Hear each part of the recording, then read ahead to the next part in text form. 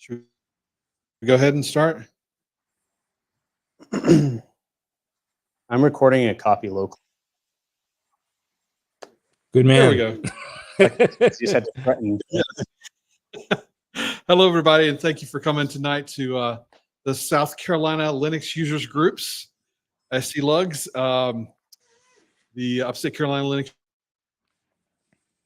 Columbia, South Carolina. Hi, Ben. Hey, y'all. Tonight we've got Andrew with his talk, Why Open Source, and take it away. All right. So thanks for coming to Why Isn't Your Keyboard Open Source? So I think if you look back at computers from like the 60s, we have like more computing power in your AirPod than like all the computing power combined back then. And so no one would want to live with a keyboard or a computer that would have the same specs as something, half a century old. But I am here to convince you that we live with a almost coming up now on 2-century-old keyboard configuration, and a lot of the things that came along for the ride we just think is okay. And on some level, it's a little bit like a chair, like it's an L shape. What else is there to do? But we're going to talk about some of the things that I think is worth tweaking and is worth sharing. And so let's get into it. All right. So we're going to talk about at the beginning how we got started here, how we got into the path of the keyboards we see today. We'll go through the history from typewriters all the way up to modern day keyboards. And then, before Ubuntu goes to sleep, we will talk about why that current iteration isn't always amazing, and some of the things that could be improved, or just the warts that came along for the ride as it developed. We'll talk about the ergonomics and what an ideal keyboard setup would be for an input device.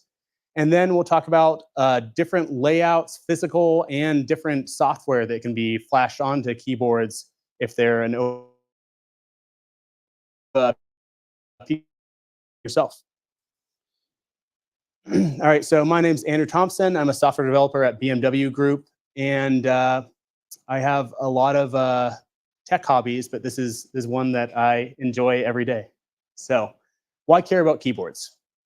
I think the first one for me is we're Linux geeks, we're tech enthusiasts. We care a whole lot about control. And, it's like some people might just say, oh, it's just a text editor, but like blood has been spilled over Vim versus Emacs. Like we want to tweak it comes down to, can you adapt that tool to fit your needs? And why should your keyboard be any different? If we care about the things that are on the desktop, the things that are connected to the desktop should matter too. And Andrew, I cycle. We're not seeing your slides. Yeah, aren't you now? No.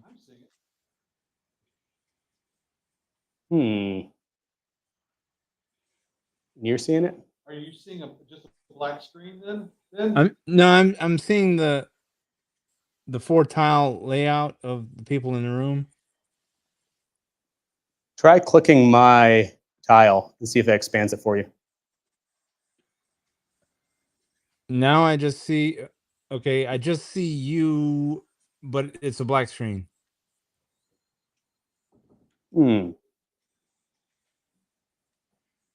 If you go back to the 4-tile layout, can you see my slides plus a picture-in-picture of me? Or is anybody else on the gym? No, I just see the A with a blue circle around it. Let me see if I do screen sharing, if it'll let me share a specific. Okay.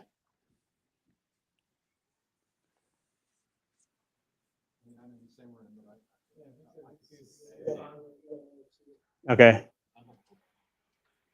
Yeah, it might be. I know sometimes Jitsi will like prioritize whoever's speaking. So maybe if you like double click on my speaker. Okay, wait. Now we got you. Okay. Now we got you. Yep, I got Great. I can see your slide. Control interface practical. Okay. Something. You fixed it. Excellent. And 1 second.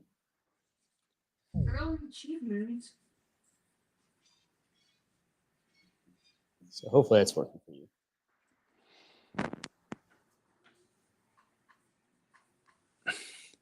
You might want to show the first couple slides because we didn't see them. Okay. Well, this is really the first slide. Before it's just Okay. mildly mugged. So, all right. So we like to control things, and then I used to cycle quite a bit. And bikes are a little bit like computers, and it's fine to get really excited and jazzed up about your new carbon fiber frame, your aero wheels, the components. But if you cheap out on the saddle, I'm like telling you, you're going to have a very bad time because that is the primary interface between your body and the machine. And it's the same on the computer that if you uh, uh, do not look at the monitor and the input device, in this case a keyboard, until the LMs take over and it's all voice interfaces, it's going to be a bad experience if you are cramped and inefficient. And then finally, this is like a practical hobby. So I have a junk drawer full of Arduino projects that I built once and never touched again. You know, you've got your overbuilt home lab that is over-engineered and over-automated to host a 2-page website that 10 people have visited. At least that's how mine is. And but this is something that if you put some time into it, you get to use it every day, and it actually makes you more efficient in the way you work. So I think it's a thing that gives back to, it's a hobby that gives back to you as well. All right, so we're going to start with a little bit of history here. So the story of how we ended up with the keyboard you have today starts in 1867, actually, when this man here by the name of Christopher Sholes did a demo of his prototype of a keyboard in Milwaukee, Wisconsin. Now, over the next 6 years, this would lead to the QWERTY keyboard that we all know and love today. But,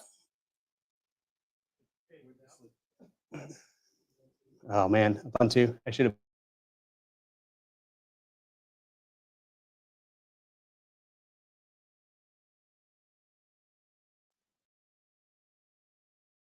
Person to come up with the idea of a keyboard. There was a lot of people of prior art in this space. There was a French guy, Plume, who had the typographer, this typographique thing right here that you had to like pull on little hooks. And there's even a Danish guy that had this writing ball that got a little bit of commercial success. Like Nietzsche actually had one of these when he started cramping up from scribbling out his books, but it just never quite caught on.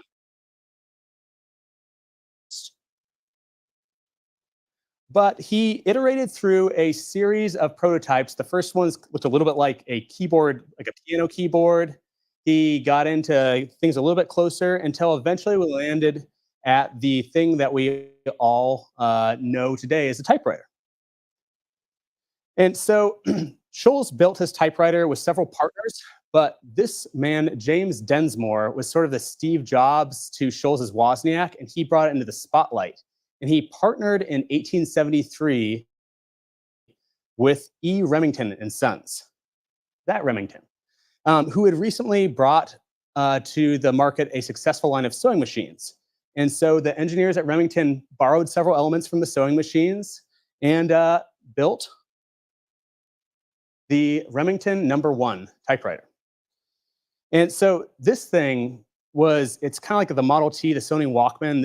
It defined the whole segment, and everybody kind of copied a lot of the design cues after this to include the layout, which you see is honestly not that far from what the average computer keyboard is today. There's a few changes, like you had to use that for the 1, but this is not that far. And obviously, QWERTY was the best thing for all typing, and we've been happy ever since, right?